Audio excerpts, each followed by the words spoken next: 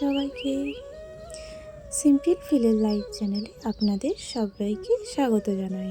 আবারও নতুন ব্লগ নিয়ে চলে এলাম। আপনারা আমার সঙ্গে থাকুন আর শুরু থেকে শেষ অবধি ব্লগটার সাথে থাকুন। আশা করছি আপনাদের আজকের ব্লগটা ভীষণ ভালো লাগবে। আর আপনারা কে কোথা থেকে ভিডিওটা আমার দেখছেন অবশ্যই কমেন্ট করে জানাবেন। তো চলো বন্ধুরা, তোমরা সবাই আমার সাথে থাকো, তাহলে আমার ভালো লাগবে। তো দেখো, সকালে ঘুম থেকে উঠে সকালের আশেপাশে কাজ করতে শুরু করে দিয়েছি। তো জানি না আজকের দিনটা কেমন যাবে।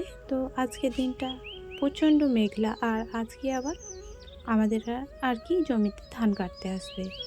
তো ওই জন্য ভাবছি যে তাড়াতাড়ি কাজগুলো সেরে নিই। তার মধ্যেই আবার আজকে হচ্ছে মঙ্গলবার। তো শনিবার আর মঙ্গলবার আমাদের বাড়িতে অনেকটা চাপ থাকে কাজের, কারণ পুরো বাড়িটাই লেপানো হয়, তারপরে পুজো, তারপর খাওয়া দাওয়া। তো এইসব করতে করতে অনেকটা বেলা হয়ে যায়, খেতেও আমার অনেক দেরি হয়ে যায়। তো চলো, থালা বাসনগুলো রেখে আমি বালতি আর ওই যে ন্যাথাটা নিয়ে পুকুরে এসে ভালো করে ন্যাথাটা ধুয়ে নিলাম, কারণ কালকের করা ছিল, নোংরা করা ছিল। তো ওই জন্য ন্যাথাটা ভালো করে পরিষ্কার করে নিলাম। ন্যাথা তো আর বাসি ন্যাথা দিয়ে মোছা যায় না, ওই জন্য ভালো করে পরিষ্কার করে রাখতে হয়, তাহলে ভালো হয়। তারপরে ওই যে একটু গোবর নিলাম, তারপরে একটু মাটি নিয়ে বালতিতে গুলে নিয়ে এখন আমি বাড়ির ভিতরে যাচ্ছি। আর জানো তো, আমার এই ছোট্ট ছাগলের সোনাটা আমাকে একদম ছাড়তেই চায় না, সব সময় আমার পিছনে শুধু লেগেই পড়ে থাকে। তোমরা তো দেখতেই পাচ্ছ, আমি যেখানেই যাই সেখানেই আমার পিছু দৌড়ে বেড়ায়। তো এখানে তোমার দাদাভাই এসেছিলো, তো তোমার দাদাভাইয়ের সাথে ছাগলের বাচ্চাটা বাইরে চলে গেল। তো আমার ভিডিওতে এক দিদিভাই কমেন্ট করেছিল যে ছাগলের বাচ্চাগুলো প্রত্যেক দিন দেখাতে। তো দিদিভাই সরি গো, আমি বুঝতে পারিনি যে তুমি আমার দিদি হও, আমি ভেবেছিলাম কোনো ভাই হবে, নামটা ঠিক মতো আমি বুঝতে পারিনি।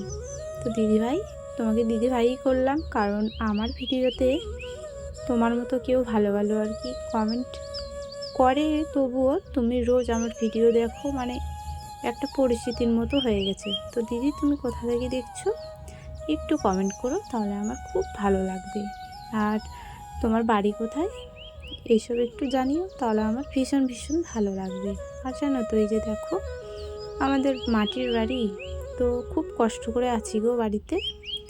তো তোমার ওখানে একটা জিনিস ছিল, তো ওটা মা আর মেয়ে মিলে আমরা সরে রাখলাম। তো পুরো বাড়িটাই আমি লেপে নেব, আর তোমার সামনে আমাদের নতুন বলতে নবান্ন হবে, তো ওই জন্য বাড়ি ঘরগুলো ভালোভাবে পরিষ্কার করছি। তো মা ওইদিকে পরিষ্কার করছে, আর আমি এইদিকে পুরো বাড়িটাই লেপে নিচ্ছি। আর ওই যে দেখো, একটা মিষ্টি কুমড়ো ধরেছে আমাদের চালে। আর শিউলি ফুলগুলো কিন্তু এখনও পড়েনি, গাছে একদম লেগেই আছে। আর এইদিকে দেখো, ছাগলের বাচ্চাগুলো দুধ খাওয়ার জন্য খুব করছিল, তো ওই জন্য ভাবলাম যে কাজটা বন্ধ রেখে ওদেরকে আগে খাইয়ে দিই, তাহলে ওদেরও খিদেটা মিটবে আর আমার কাজটাও কমবে। তো আমি গেছিলাম দুধ নিতে, তো যতটুকু ছিল নিয়ে এসে এখন ওই দুজনকে খাইয়ে দেব। তো এক মায়েরই হয়েছে 3টে বাচ্চা, তো একজনকে তো মাটা খেতেই দেয় না দুধ, ওই জন্য ওকে গরুর দুধ আমি সবসময় খাওয়াই, ছোট বাচ্চার মতো।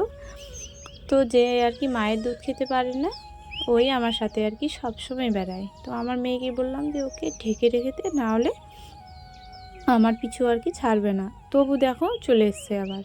আমি রান্নাঘরে এসেছি ঘর লেপতে, এখানে ও চলে এসছে। তো আমার সাথে এরকমই সারাদিন যেন ছোট বাচ্চার মতো আমার সাথেই ঘুর করেই বেড়াবে। আর আমি যদি বসে থাকি, তাহলে দেখবে যে আমার কোলের উপর লাফিয়ে উঠে পড়বে।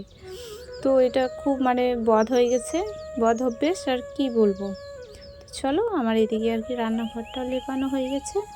আর তোমার এই যে ঘরের এই তোমার খাটের নিচে অনেক নোংরাও জমেছিল। তো ভাবছি যে আমাদের তো নবান্ন চলেই আসছে, তো একটু একটু করে কাজগুলো আমি এগিয়ে রাখি, তাহলে আমার অনেকটা সুবিধে হবে। কারণ কি বলো তো, আমাদের নতুনেই সবাই বাড়ি ঘর লেপানোর কাজ করে, তো আমাদের তো মাটির বাড়ি, তো আমাদের কাজটা অনেকটা বেশি জানো, ইঁদুরে অনেক গর্ত করে ফেলেছে, অনেক কিছু। এই নোংরাগুলো জমেছিল কোথায়, সেগুলো আর কি বের করলাম। তো সব কাজ না করে ওঠা হয় না, কারণ অনেক ছাগল গরু হাঁস মুরগিটা আমরা পালন করি না, শুধু হাঁস ছাগল গরু এসব করে রান্নাবান্না আর বাচ্চা কাচ্চা নিয়ে না এত কিছু আমি করতে পারি না। আমি সত্যি বলছি, আমি মানে পেরে উঠি না। তো আজকে ভাবলাম যে না একটু পরিষ্কার করে নিই। তো ওই জন্য দেখো নোংরাগুলো আমি আর কি বের করে এখন ক্যারি ব্যাগের মধ্যে আর কি ভরে নিলাম। তো চলো ভালো করে এটা আর কি লেপে নেবো এখন ঘরটা। তো আমার ঘরে অনেক কটাই আর কি বোতল আর কি জড়ো হয়ে গেছে, কারণ তোমার দাদাভাই প্রত্যেক দিন রাত্রেবেলা করে আর কি জল খায়। তো আর আমার ঘরটা একদম ছোট্ট, খুব ছোট। এই যে দেখো আমি যেই জায়গাটাতে আর কি লেপে নিচ্ছি, তো এইটুকু জায়গার মধ্যে আর কি আমি হাঁটাচলা করি, আর বড় জায়গা নেই। আর যদি খাটটা যদি উল্টো দিকে ঘোরানো থাকতো তাহলে তো কোনো জায়গায় মানে থাকতোই না, জায়গায় থাকতো না। তো ওই জন্য ভাবলাম যে না একটু আর কি দেওয়ালটা কেটে তোমার এই খাটটা আর কি